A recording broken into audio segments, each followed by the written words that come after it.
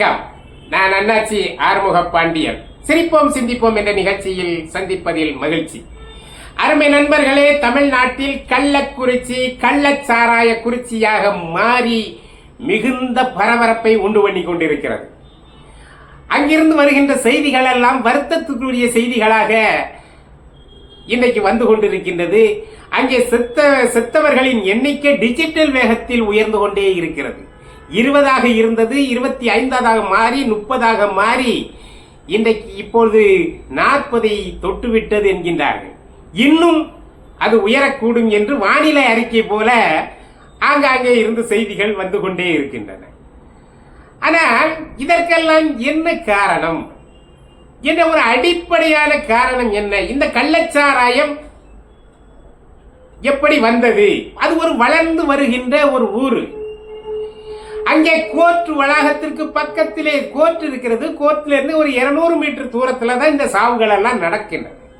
காவல் நிலையம் இருக்கிறது அந்த ஊரில். எல்லாம் இருந்தும் இந்த கள்ளச்சாராயம் தண்ணி மாதிரி ஓடி இருக்க. ஒரு ஆள் வருவாரா அந்த ஊருக்குள்ள வந்து டிவிஎஸ் 50 வந்து இந்த பால் பாக்கெட் போட்ட மாதிரியே போட்டுட்டு போயிடுவார். ஆமா, ஒவ்வொரு வீட்டுக்கு எத்தனை பாக்கெட்டு? 5 பாக்கெட், 2 பாக்கெட், 3 பாக்கெட், 40 ரூபா தான். ஒரு பாக்கெட் வாங்கினா ஒரு நாளைக்கு நீ மயக்கமாக இருக்கலாம் அல்லது தூங்கலாம். அதை 40 ரூபாயில முடிஞ்சு போச்சு. ஏன் கள்ளச்சாராயத்தை குடிக்கிறான்னு இப்ப தெரியுதா? நல்ல சாராயத்துக்கு போனீங்கன்னா நீங்க 150 ரூபா. அரசு திறந்து வைத்திருக்கின்ற நல்ல சாராயம் 150 ரூபாய், இது 40 ரூபாய். அப்ப அவன் எதை குடிப்பான்? இதைத்தான் குடிப்பான். இது கிடைக்கல, இவன் அலையவே வேண்டாம், வீட்டுக்கே வருது சார். டிவிஎஸ் 50 வீட்டுக்கு வருது சார். புருஷனும் பொண்டாட்டியும் செத்துருக்காங்க, குடும்பத்தோட குடிச்ச காரணத்தினால தானே. இப்போ அந்த ஊரை சோதனை பண்ணாங்க. சோதனை பண்ணும்போது பல வீடுகளில் அந்த சாராய பாக்கெட்டு இருந்திருக்கு. அது மட்டுமல்ல, நிறைய வீடுகளில் நம்ம ஐயா ஸ்டாலின் படம் இருந்தது. கட்சிக்காரன் நினைச்சிடலாம், அது வேற கதைங்களா. ஆனா இந்த சாராயத்தை கொடுத்தவன் யாருன்னு இதை வரைக்கும் டிவியில யாராவது சொன்னானுங்களா? சொல்ல மாட்டாங்க. அவர் தான் திமுகவை சேர்ந்த விசுவாசி, திமுக காரரு. யாரு? கண்ணுக்குட்டி கோவிந்தன். இவர் யாரு? 50 முறை ஜெயிலுக்கு போயிருக்காரு. 50 முறை கேஸ் பதிவாயிருக்கு. ஆனா இன்னும் வரைக்கும் அவரு குண்டாசுல பதிவாகல, குண்டாசுல உள்ள போகல. ஏன்? அவர் திமுக காரரு. இவர் உள்ள போற நேரத்துல எல்லாம் ஒரு ஆள் வெளியெடுப்பார். யாரு? வசந்த கார்த்திகேயன். அவர் யாரு? அவர் நம்ம மேலிடத்துக்கு ரொம்ப வேண்டப்பட்டவர். அந்த மேலிடம் எது? நம்ம ஸ்டாலின் ஐயா தான். இப்ப நெட்வொர்க் எப்படி வருது பாத்தீங்களா? ஆக இந்த கள்ளச்சாராயத்தை ஒரு அரசு விற்கின்ற நல்ல சாராயத்திற்கு எதிராக விற்க தூண்டி விடுவதும் இந்த அரசினுடைய பினாமிகள் தானே. கள்ளச்சாராயம் வித்தா நல்ல சாராயத்துக்கு வரமாட்டான், அப்ப அங்கேயும் வியாபாரம் பாதிக்கும். அது கூட தெரியாமல் இப்ப கள்ளச்சாராயத்தை வித்தால் அதிக லாபம் கிடைக்கிறது என்று சொல்லித்தானே வித்திருக்கிறார். இந்த கண்ணுக்குட்டி கோவிந்தன் தான் சமீபத்தில் எம்பி எலெக்ஷனுக்கு நின்ற மலையரசன் ஒரு ஆள் நின்னார் இல்லையா, அவருக்கு வச்சிருக்கிறான் எவ்வளவு பெரிய பேனர், டிஜிட்டல் பேனர். எங்கள் மலையரசன் ஐயா செய்ய வேண்டும். இங்க நல்லா ஒன்ன புரிஞ்சுக்கிங்க. இந்த மாதிரி பேனர் வைக்கிறவன் அல்லது பேப்பர்களில் பத்திரிகைகளில் பக்கம் பக்கமா விளம்பரம் கொடுக்கிறவன், இவன் எல்லாம் திருட்டு போயிடுவான். இவனெல்லாம் ஏதோ ஒரு வகையில் தவறான வழியில் மக்களை ஏமாற்றி பணம் சம்பாதித்துக் கொண்டிருக்கிறான். ஆகவே அந்த ஒருவேளை நம்ம பிடிபட்டுட்டான்னா நமக்கு ஒரு அரசியல் பாதுகாப்பு வேண்டும் என்றுதான் அவன் பக்கம் பக்கமா விளம்பரம் கொடுக்கிறான். நான் திமுகவின் ஆளு, நான் சொன்னதை எங்க அமைச்சர் செய்வாரு, நான் சொன்னதை எங்க மந்திரி முதல் மந்திரி செய்வாரு, இப்படி நீ காட்டிக்கிறதுக்காகத்தான் அவன் விளம்பரம் கொடுக்கிறான். சரி, இதுல செத்தவங்க எல்லாரையும் நீங்க கவனிச்சு பார்த்தீங்கன்னா அத்தனை பேரும் தாழ்த்தப்பட்ட சமுதாயத்தை சேர்ந்தவர் என்று ஒரு குறிப்பு சொல்லு.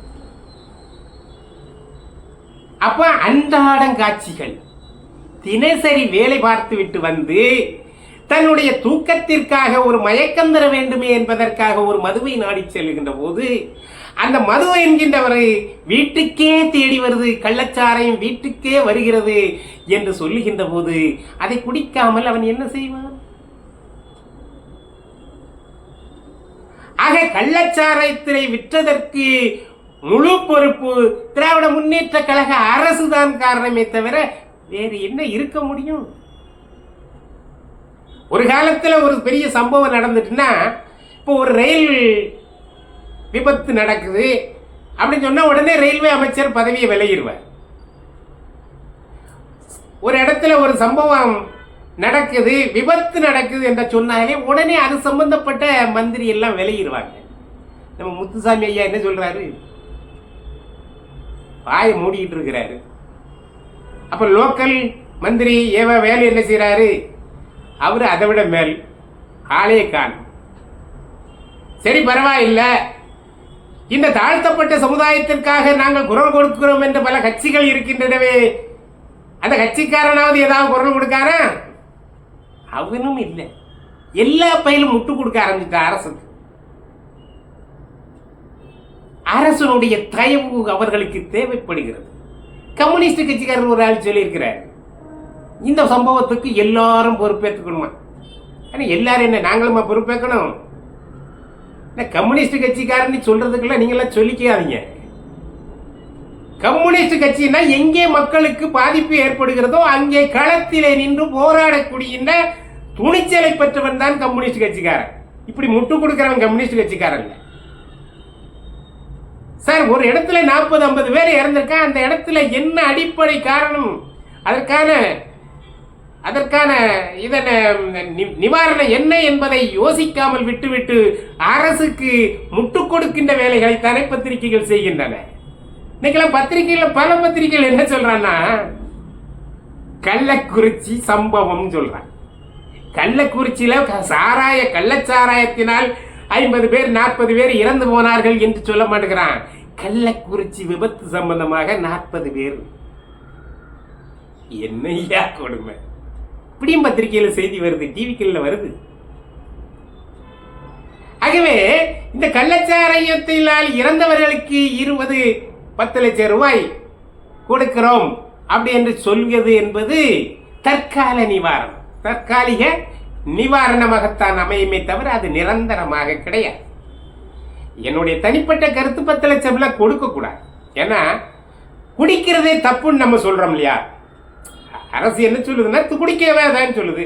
அவன் விரும்பி குடிக்கிறான், செத்து போறான், அவனுடைய பாடுகளுக்கு நம்ம ஆறுதல் சொல்லலாமே தவிர நீங்கள் கொடுத்து ஊக்கத்தொகை கொடுத்த மாதிரி ஆயிடுது. இப்ப என்ன அடிப்படையில கஷ்டத்தில் இருக்கிறவன் என்ன நினைப்பான்னா, வயசானவன் செத்துட்டா நமக்கு 10 லட்சம் வந்துன்னு சந்தோஷப்படுவான். வருங்காலத்துல என்ன சொல்லுவாங்க, இட நீ குடி, தூக்கம் வந்தா தூங்கிரு, அப்படியே நிரந்தரமா தூங்கிட்டா எனக்கு 10 லட்சம் ரூபா வரும். இந்த எண்ணத்துல போயிடுவான். ஏன்னா கஷ்டப்பட்டிருக்கிறேன், கஷ்டப்பட்டிருக்கவன் எங்க பணம் வரும்னு தான் பார்ப்போம் இல்லையா? ஆகவே குடித்து விட்டு அவனாக சாகிறவனுக்கெல்லாம் நம்ம இவ்வளவு பெரிய தொகையெல்லாம் கொடுக்க வேண்டிய அவசியம் இல்லை. ஆனால் அவன் குடிக்காமல் இருப்பதற்கான நிரந்தர தீர்வை கண்டுபிடிக்க வேண்டும். அதுதான் முக்கியம். நிரந்தர தீர்வு என்ன? நான் கட்சிக்காரன் சாராய வித்தான் செத்தான், அதனால நான் கண்டுக்காம இருக்கிறேன் என்கின்ற போக்கை விட்டு இதனுடைய அடிவேர் எங்கே இருக்கிறது என்று ஆராய்ந்து பார்த்து அந்த பிரச்சனையை தீர்ப்பதற்கு இந்த கள்ளச்சாராயத்தை அடிப்படையாக ஒழிப்பதற்கான திட்டங்களை போட்டு அதில் யார் ஈடுபட்டாலும் கடுமையாக தண்டித்து பெற்றால் அந்த சாராயம் ஊருக்குள்ளே வராது. இதுதான் தீர்வு. இதை இந்த அரசு ஏற்க வேண்டும், அரசு நடவடிக்கை எடுக்க வேண்டும்.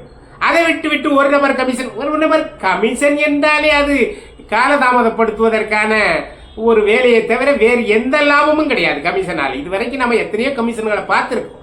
ஆகவே எந்த கமிஷனுடைய தீர்வும் தீர்வாக இருக்காது. அது காலதாமதப்படுத்துவதற்கு, நீதியை காலதாமதப்படுத்துவதற்கான ஒரு நடவடிக்கையை தவிர வேறொன்றும் இல்லை.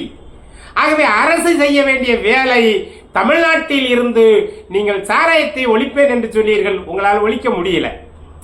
ஆனால் கள்ளச்சாராயத்தையாவது ஒழிங்க, அதுதான் முக்கியம். ஏன்னா சாராய ஆலையில் வடிப்பது என்பது நீங்கள் ஆய்வுக்கு உட்பட்டு எதையெல்லாம் கலக்க வேண்டும் என்பதை அதை முறையாக கலந்து சாராயத்தை வடித்து கொடுக்கின்றீர்கள். ஆனால் இங்கே கள்ளச்சாராயம் வடிக்கிறவன் ஏதோ கண்மூடித்தனமாக வடித்துவிட்டு ஏதாவது ஒரு பொருளை அதிகமாக போட்டு அது விஷமாகி மக்களை கொன்று விடுகிறது. ஆகவே இதற்கு நிரந்தரமான தீர்வு என்னவென்று சொன்னால், கள்ளச்சாராயத்தை ஒழிப்பதற்கு அடிப்படையான என்ன திட்டம் உண்டோ அதை இந்த அரசு தீட்ட வேண்டும் என்று கேட்டுக்கொண்டு மீண்டும் அடுத்த நிகழ்ச்சியில் சந்திப்போம். நன்றி, வணக்கம்.